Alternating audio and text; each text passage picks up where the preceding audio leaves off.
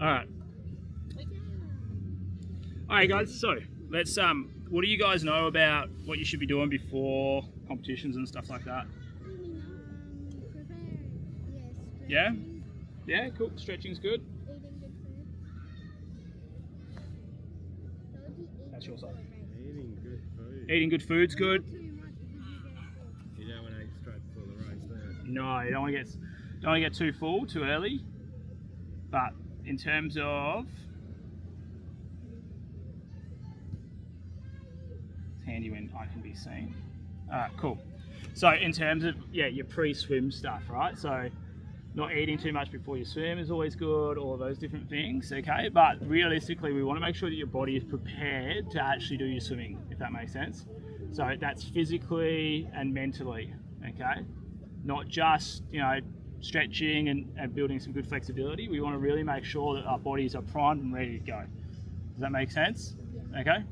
And before I get into that, just a little bit about myself, okay? So my name's Ryan, for those of you who don't know, okay? I've done 10 years now working exclusively with swimmers in the gym. I was a swim coach before that as well. Okay, so been doing swimming for a long time. I was also a swimmer myself back in the day. I swam for the Bunbury Swimming Club when I was young. So country, but not quite country as you guys. I give myself the privileged country title. That's coming from Bunbury, because my travel is not as far as yours. Got a few more shops than you guys do, but we do have a froth now, so I guess we are as cool as you guys. We're on the same level. Yeah, I guess we caught up, okay? So I do get a lot of the issues that you guys may have with like traveling for competitions and stuff like that, because I had to face them, and traveling to come into training. Unlike you guys, we had a 50-meter pool all year round that we could train out of, and it didn't get cold. It just sometimes got too hot though. Yeah? Yeah, it does get too hot sometimes, doesn't it? So, but again, we have this, been there, done that with you guys. So hopefully I can share some knowledge with you guys around that as well. And if you've got any questions about, swimming or how you swam, we'll go through that at the end if that's okay. Sound good? Yep. Cool. All right, so guys, what do you guys think is an effective dry land warm-up? What would make it effective? Stretching? What else? What about activation? Activation. Activation, so that you get your muscles moving. Yep. Start jump. Getting your heart rate up. How do you feel? Like for you guys, don't try and tell me what you think it's supposed to be doing. Tell me what it feels like when you do it or how it feels afterwards. Tiring? Yeah, you got to do some work beforehand. Yeah. Well, that's good. That's how to make it hard. It's not supposed to be easy. You're supposed to find that good balance between giving yourself a good amount of work in the water, but I'm not sure what your program is, but you're probably considering only have an hour in the water, and can only get this much done. An hour all up. So Yeah. when it's cold, when it's doing 15-20 minutes of dry land. Yeah. And then just doing Because your heart rate responds to work, not if you're in water or not. So that's fine. That's exactly right. So you should be doing a little bit harder. Okay. So what I'm going to be talking to you guys today about is how we can prepare yourself for the water if you weren't looking to do anything else in terms of get your heart rates up and work your energy systems too much. Okay. So just what you could do 15 minutes before every session that you ever did, just to really get some really good benefit out of that swim session that you go into. Particularly races. And then pre-race as well. Yeah. But the main thing about this, if you're not doing it pre-training, pre-race is going to be hard. So we try and build very big consistency around what we do in terms of what we do on the dry land before we get in through every single training session. So when we go to a competition and everyone's standing around we should now do some arm swings, we know exactly what to do. Your body's familiar with it, it's used to it. It actually creates a better connection for your body to perform in the water. Does that make sense? Okay. I'm assuming you guys all want to swim faster. Yeah? Enjoy. What? Yeah, I want to swim. Nah. You do want to. Yeah? Everyone, I'm assuming if you're here today, you probably have a goal of wanting to swim a bit faster, right? Yeah? It's okay to say, because that's kind of the idea of why you come here and train and do it, right? And that's cool. Okay? That's okay. That's alright. Lucky you guys. Everyone else misses out. Yeah. Well, we can share the video. They're probably camping. They're also lazy. I don't know. I think a lot of them are here. They're just maybe. It's okay. I'll be probably coming back for Exmouth on my way down. So if you want to chat then, we can try again there. Okay, so how does it make you feel after you've done your dry land in the water? Bit tired? Yeah, it feels like that. Like you can't, like you did the whole session on land. And then you're getting in the water? Yeah? That's because you're getting some energy system work done beforehand and building some strength before you get in the water. It's very, it's exactly what you probably should be doing if you don't have opportunity to do as much in water work, right? Because you've got to get it somewhere. Okay? So that's great. So what I was going to say for this and what we should have for this kind of warm-up that we're going to go through in a bit, it probably will make you feel a little bit tired, okay? But we're looking to increase your body temperature, okay? Manage your injuries. So if you have any injuries, it's something that's going to help you with managing that, like building strength and mobility in key areas to make sure you either we can reduce that chance of you guys getting injured, okay? Get your blood moving.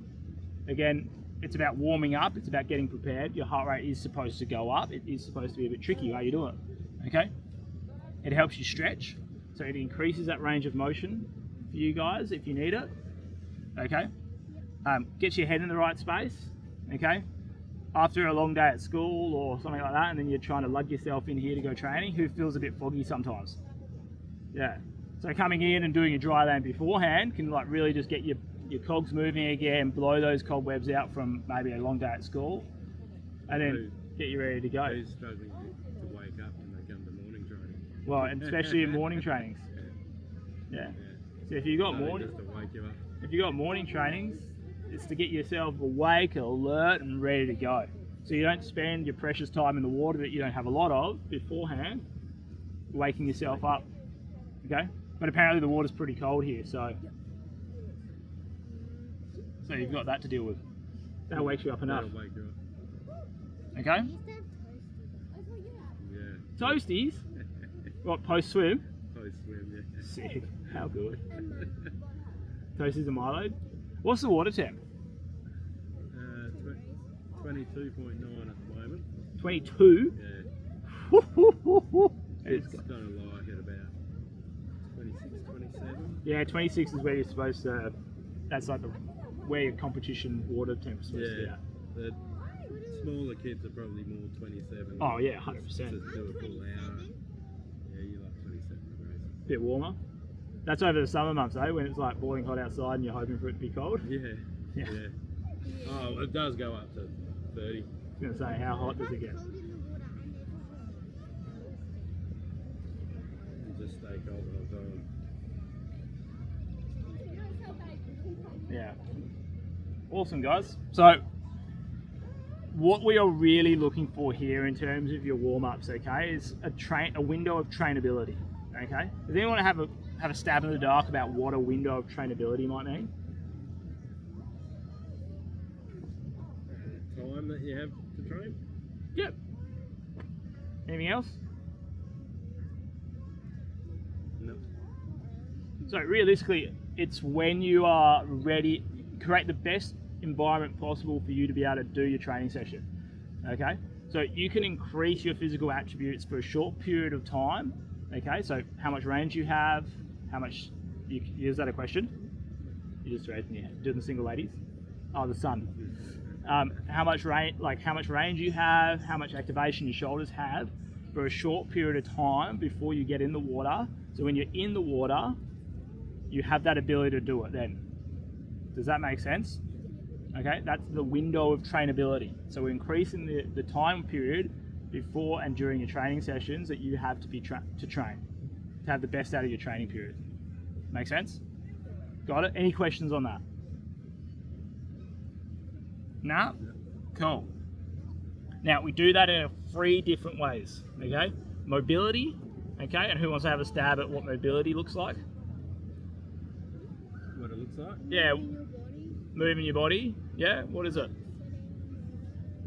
Not sitting down. Touching your back or being able to move your arms all the way This is You like wanna do that? like your dynamic stretching and your range of motion exercises and all of that, yeah? Yeah. How much range do you have? Like where can you put your bodies and how can you move effectively? That's your mobility, okay? I can really do the splits. Sick. How good. I can't. I can't. Neither can I. Heck can I. So that's all good. The next one is your stability, okay? So what do you reckon stability would mean?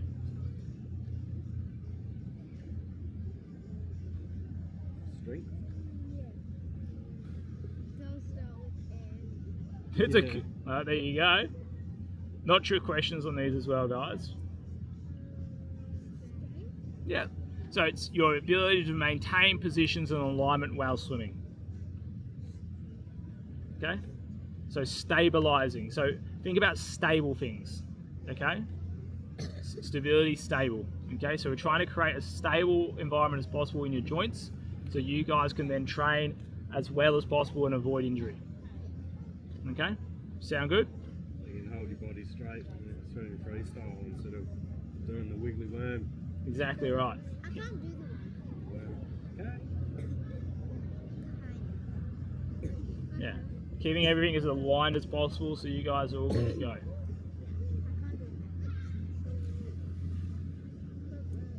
do Yeah. And then the last one is your nervous system. Nervous system. Who knows what the nervous system is? when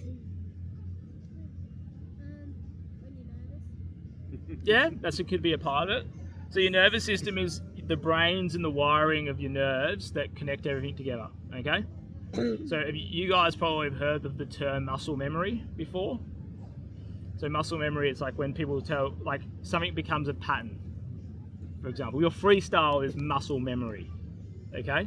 Because you know how to do your freestyle, you just jump in the water and you just start doing it automatically, right? That would be a case of muscle memory. What's that? I can't just jump in the water and stuff. I can. Just swim freestyle.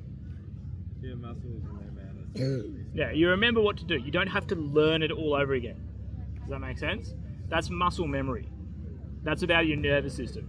Now, I personally don't like the term muscle memory because it implies that your muscles have memory. What they don't, your brain has all your memory.